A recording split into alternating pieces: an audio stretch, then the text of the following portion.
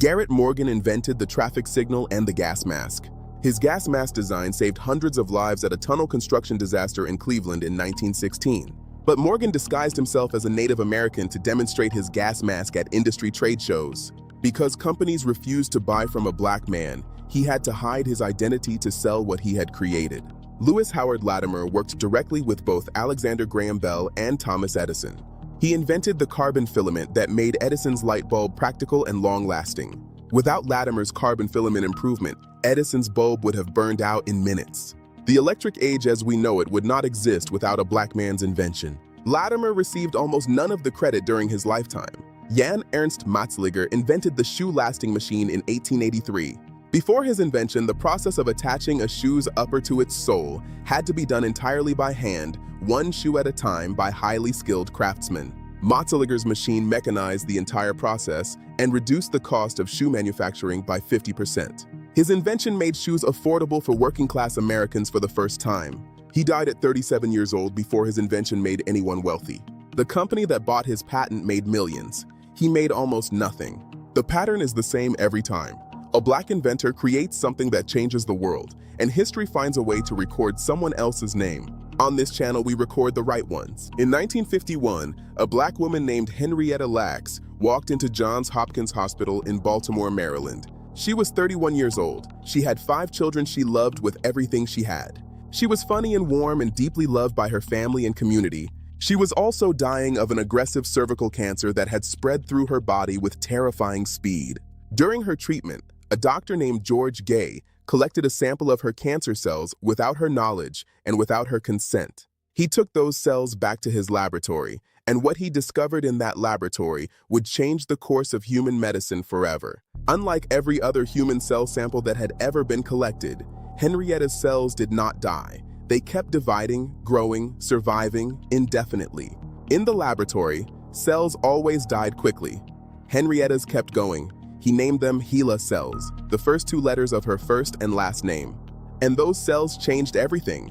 HeLa cells were used to develop the polio vaccine that eradicated one of the most feared diseases of the 20th century.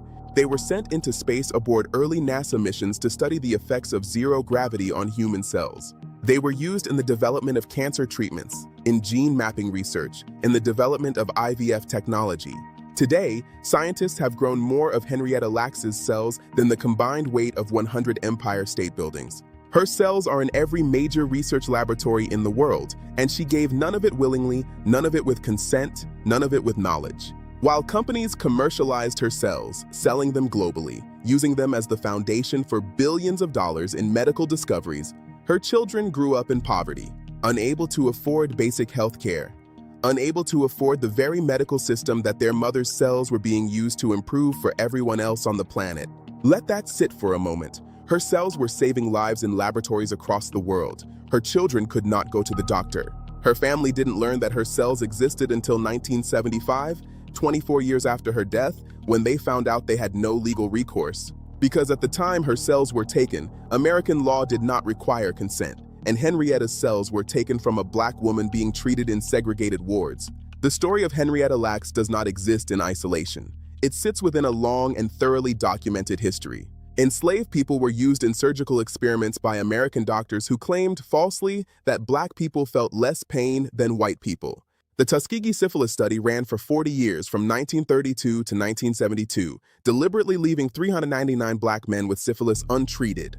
Because the men's lives were not the priority, their bodies as research subjects were. Henrietta Lacks was a continuation of this pattern. Henrietta Lacks died on October 4, 1951. She was 31 years old. She did not know she would save millions of lives. In 2013, the National Institutes of Health finally reached an agreement with the Lacks family, but her family has never received financial compensation. And most people walking through pharmacies, buying medications developed using HeLa cells, still do not know her name. Her name is Henrietta Lacks. Now we need to tell you a story about a 15-year-old girl. You know the name Rosa Parks. On December 1, 1955, she refused to give up her seat. Her arrest sparked the Montgomery bus boycott, 381 days of black residents refusing to ride city buses. But here is what most people do not know. 9 months before Rosa Parks, a 15-year-old black girl named Claudette Colvin did exactly the same thing. She refused to give up her seat. She was arrested, handcuffed, dragged off the bus, and then history forgot her name entirely. Claudette Colvin was a student at Booker T. Washington High School in Montgomery. She was quiet and studious, and had been studying the United States Constitution in her classes. She understood what the Constitution promised. On March 2, 1955, she was riding a Montgomery city bus home from school when the driver demanded she give up her seat. Claudette Colvin refused. She later said she felt like Sojourner Truth and Harriet Tubman were pushing down on her shoulders, holding her in place. She was arrested, handcuffed, taken to an adult jail. She was 15 years old. Civil rights leaders took notice immediately. The NAACP considered making her case the test case, but they hesitated because Claudette Colvin was pregnant. And the men who led the movement decided that a pregnant, unmarried black teenager would not generate the public sympathy they needed. 9 months later, Rosa Parks was arrested. The boycott was organized around her case, and Claudette Colvin was left out of the story. But here is what makes this erasure especially sharp. The legal case that actually won the ruling was called Browder versus Gale, and Claudette Colvin was one of the 4 plaintiffs. The girl deemed unsuitable as the face of the movement was nonetheless essential to winning it in court. Her testimony in federal court helped end bus segregation in Alabama. She was a legal architect of a movement that then spent decades erasing her from its own story. For most of her life, Claudette Colvin lived in New York, largely unknown. She was 15 years old when she sat down and refused to move. She was a child who decided that the Constitution applied to her too. Her name is Claudette Colvin, and now you know it. Subscribe to Untold Black Legacy. New stories every single week. Stories that were hidden, suppressed, covered up, and erased, and that deserve to be told. Because this legacy is untold no more, and from this moment neither are you.